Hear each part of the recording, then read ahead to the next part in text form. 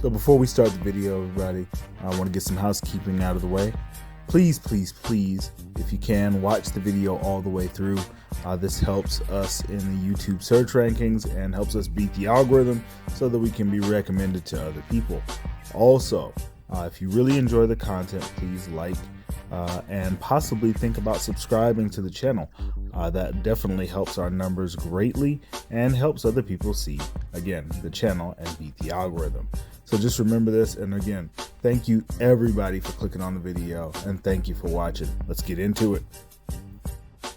So a movie about a world-ending cataclysm, and nobody's taking it seriously because they're all either stuck in their phones, on social media, or listening to the fake news. Interesting. So, movie we're talking about today is Don't Look Up. And Don't Look Up is starring Leonardo DiCaprio, Jennifer Lawrence, Jonah Hill, Meryl Streep, and a various cast of other famous people. Now, why is this movie even worth reviewing? Well, for one reason is because, boy, they went out of their way to ugly up Leonardo DiCaprio and Jennifer Lawrence. I'm talking about they did a Eddie Murphy in Norbit to Leonardo DiCaprio and Jennifer Lawrence.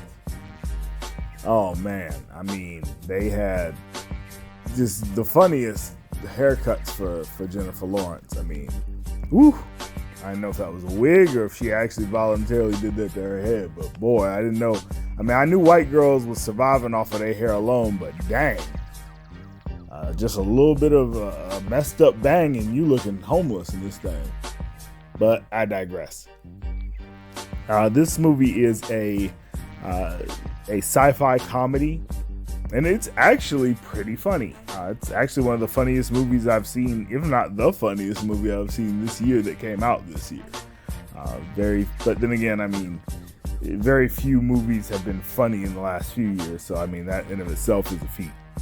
Now, what this movie does really well is that it does a very interesting balancing act between being serious and really taking jabs at serious problems that we have in our day-to-day, like, you know, saturation of social media and things like that, and comedy. And it does so in a way that is very believable.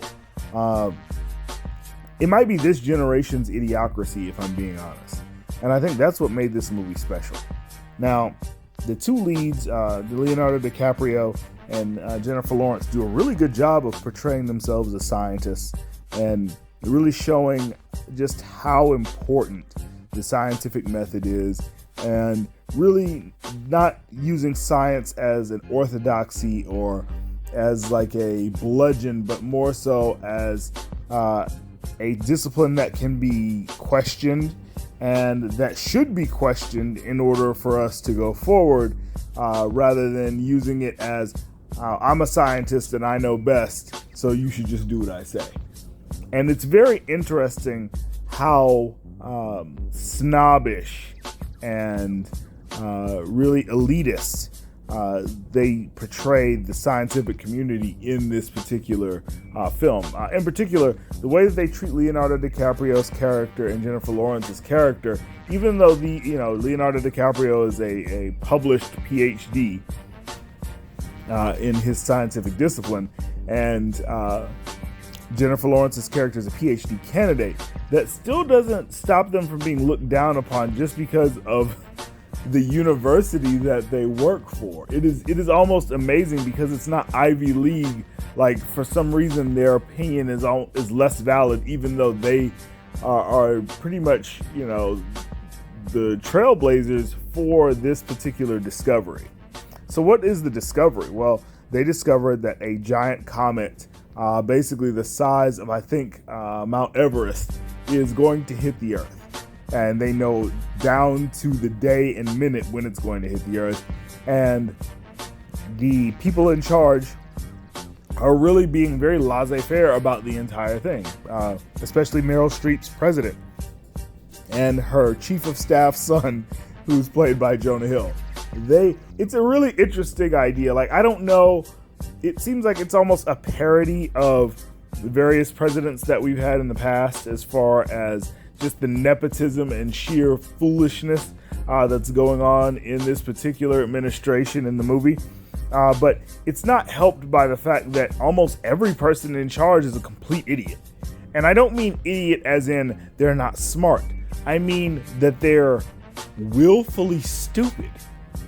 It's like, you know, whereas in Idiocracy, everybody was stupid as a result of generations of just not having education.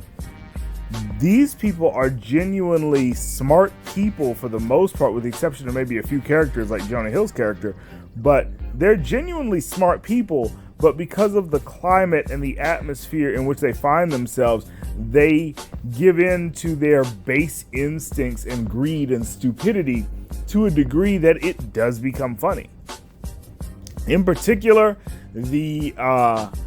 I guess he's a cross between the current CEO of Apple and like an Elon Musk type character, and he is just hilarious.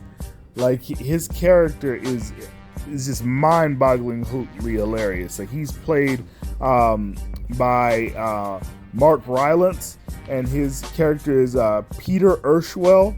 Oh my God! Like, he's not funny in the like actively telling jokes. It's just the way that he portrays this eccentric tech billionaire and how he deals with the people around him that make his character hilarious.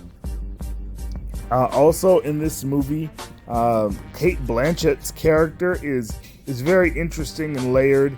Ron Perlman, though, oh my God, Ron Perlman as Colonel Benedict Drask is hilarious.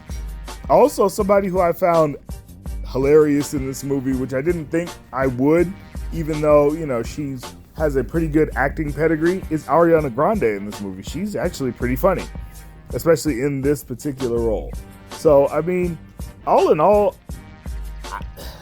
you can't really go wrong with this movie. If you're, you know, looking for something to watch on Netflix that's actually worth it, this would be it, especially if you're looking for a movie and not a series. I definitely say give this a watch. It's really all I have to say about it. If I had to put a number on it, I'd give it a solid 9 out of 10. And I love Leonardo DiCaprio's performance in this. I love Jennifer Lawrence's performance in this. I actually even like Timothée Chalamet's performance in this particular movie. It took me a second to realize that he was actually in this movie, despite him having multiple scenes, because he's just so different from what I'm normally used to seeing him in, like movies like Dune.